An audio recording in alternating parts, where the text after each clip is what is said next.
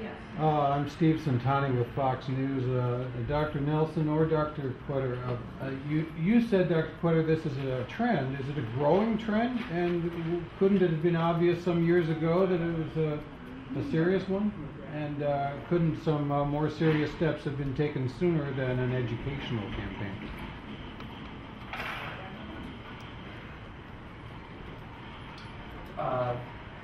I guess the question is whether something could have been done sooner. When you go back to the history of this, what really started was I guess FDA pharma conference that was looking at acute liver failure.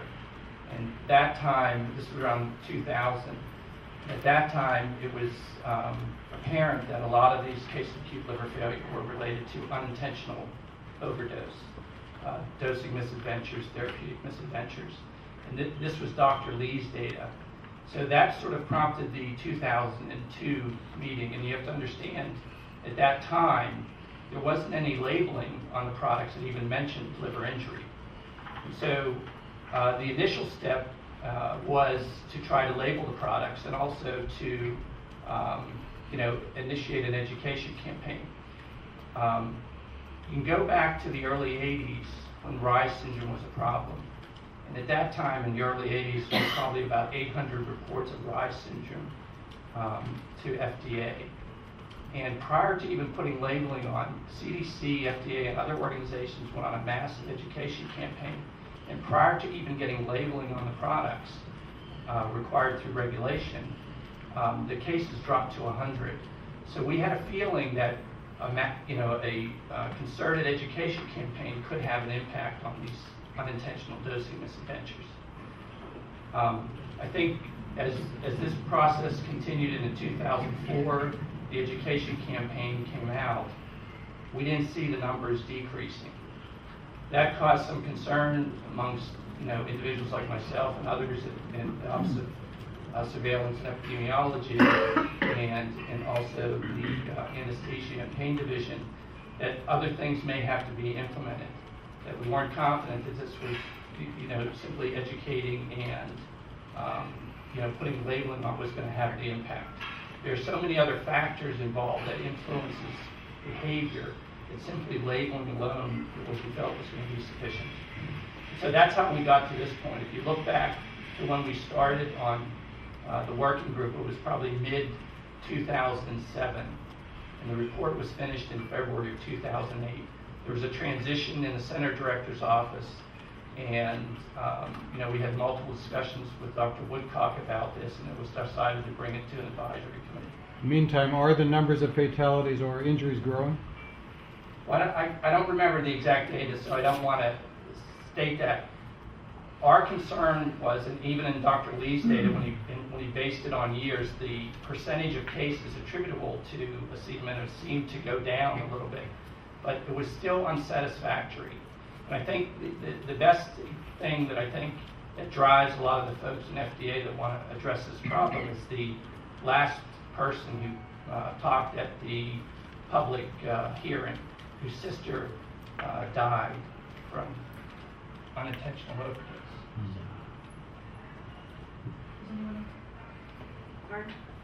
Can you guys just, for the reporters at the newspaper, just summarize what you heard at the committee meeting? Tell us what you're going to do in terms of process, what's going to happen going forward.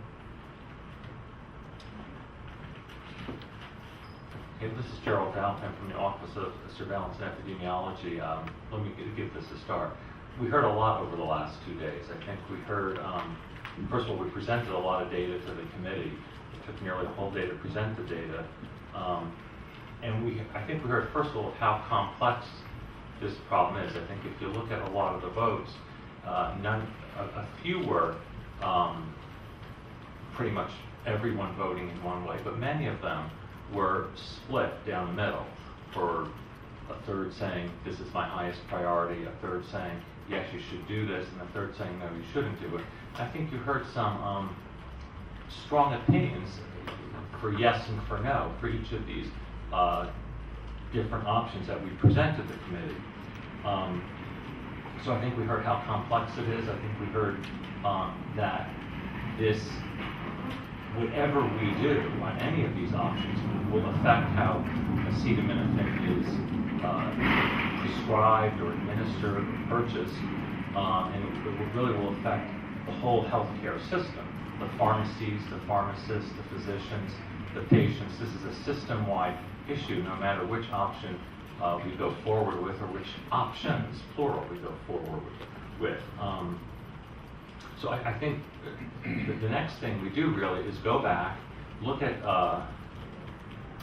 the discussion, take a good, careful look at what we heard, go through some of the votes, and take it from there. Remember, there are both prescription products and non-prescription products. The regulatory framework of these two is different, as we presented yesterday, so we'll have to figure out how to go along both tracks. And I think, as Dr. Ganley and Dr. Tweeter said, this will be a time-consuming process. Do you want to add something? Yeah, this is Sandy Queter, for those on the phone. I think I tried to summarize a little bit at the end of the meeting what I think, what certainly I can speak for myself, I think I heard. I think the top recommendation of this committee was that the agency needs to do something to address and decrease what I would portray as the usual dose of acetaminophen, both for over-the-counter products and also carrying that into prescription combination products. That the usual dose that people take, whether we're calling it the single dose or the maximum daily dose, probably ought to be lowered. Okay, in order to ensure a greater margin of safety should people take more than is recommended on the label. I think that message was pretty clear. It wasn't clear exactly how to do that, but I think that was the overall message. If you look at that option one with 1A and 1B, that was the message there. Also, with regard to over-the-counter formulations, there was a clear message to us that we need to address the pediatric formulations and dosing recommendations for children. And that is something that, as Dr. Ganley mentioned, we are already well on the road to doing that internally.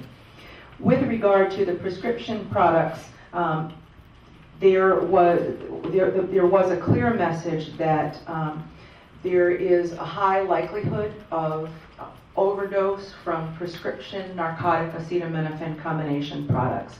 And whether we eliminate, if we don't eliminate the combination products, we should certainly at least consider lowering the usual acetaminophen dose that patients receive when they take those prescription combination products. And in addition, we ought to take some action, such as a box warning, to ensure that prescribers and also patients who take those medicines are more aware of the potential for liver damage if they increase or take too much of that product.